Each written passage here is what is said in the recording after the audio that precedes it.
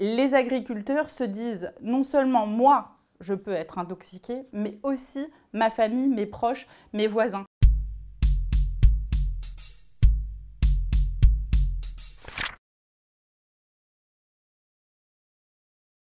Les agriculteurs qui nous ont parlé, ils parlent d'omerta parce qu'en fait, d'abord, il n'y a pas de preuves formelles, il n'y en a quasiment jamais de preuves formelles entre le fait qu'un agriculteur ait manié des produits phytosanitaires et qu'il ait une maladie, en l'occurrence un cancer ou la maladie de Parkinson. Donc c'est pas prouvé. C'est vrai que ce silence a duré longtemps. Ensuite, il y a une autre chose, c'est qu'on est dans un milieu où les gens, eh bien, ils travaillent la terre 7 jours sur 7, 24 heures sur 24, ils adorent leur métier.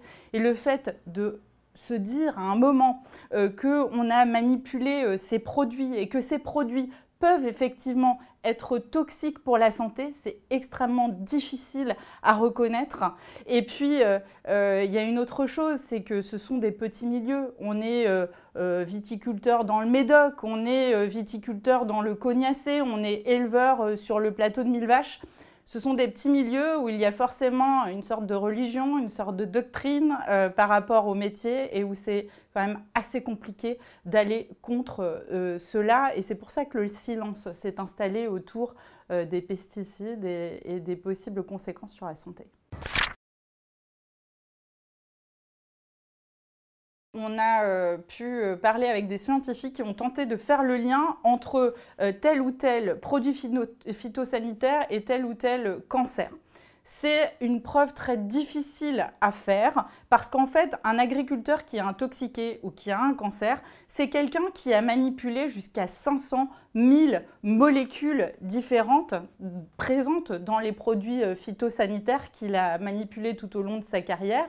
Et donc, c'est très compliqué de savoir quelle molécule a bien pu le rendre malade. Ensuite, c'est des gens qui peuvent mettre des années, des décennies parfois à révéler cette maladie qui, au fond, est la leur, par exemple un cancer. Et cette difficulté, en fait, elle est totalement admise maintenant par les scientifiques dont certains demandent carrément un principe de précaution. Et c'est là qu'entre finalement tout le débat philosophique autour de qu'est-ce qu'on fait avec les pesticides. Est-ce qu'il faut appliquer un principe de précaution à 100% ? Voilà, c'est les gens qui veulent juste qu'il y ait du bio partout.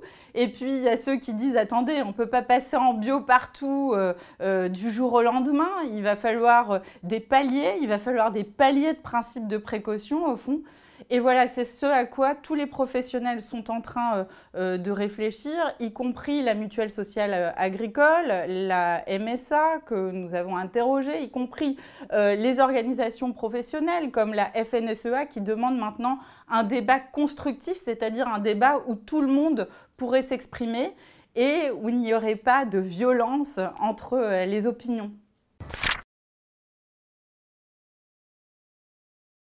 Aujourd'hui, les langues se délient dans les campagnes autour de cette question de la santé et des pesticides parce qu'en fait, il y a des cas qui sont avérés.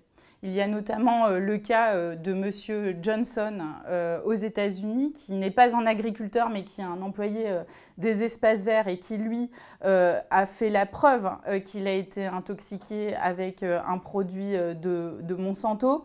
Mais il y a aussi plein de cas qui sont révélés maintenant en France, des cas qui concernent des riverains, des possibles intoxications dont on parle avec les pesticides, par exemple sur l'affaire des bébés nés sans bras. C'est une piste tout à fait possible, celle des pesticides. Et donc, j'ai envie de dire, c'est parce qu'on commence à avoir des cas qui touchent des proches, qui touchent les enfants d'agriculteurs ou des femmes enceintes qui vont ensuite avoir le cas d'un bébé qui sera mal formé. C'est le cas de Madame Gratalou, qui, elle, n'est pas agricultrice non plus, mais qui est une travailleuse de la ruralité et qui pense que son fils Théo a eu une malformation de l'œsophage en raison d'un produit de Monsanto aussi. Tous ces cas commencent à être connus, on commence à en parler dans les campagnes et surtout, les agriculteurs se disent non seulement moi, je peux être intoxiqué, mais aussi ma famille, mes proches, mes voisins. Et ça, pour des gens qui travaillent la terre, qui ont une certaine conception de la vie, ce sont eux qui nous donnent à manger, ce sont eux qui nous donnent certaines valeurs aussi dans notre société. Ça commence à être très compliqué et donc on voit qu'il y a un certain nombre de gens qui commencent à regarder ce problème en face et qui veulent des solutions.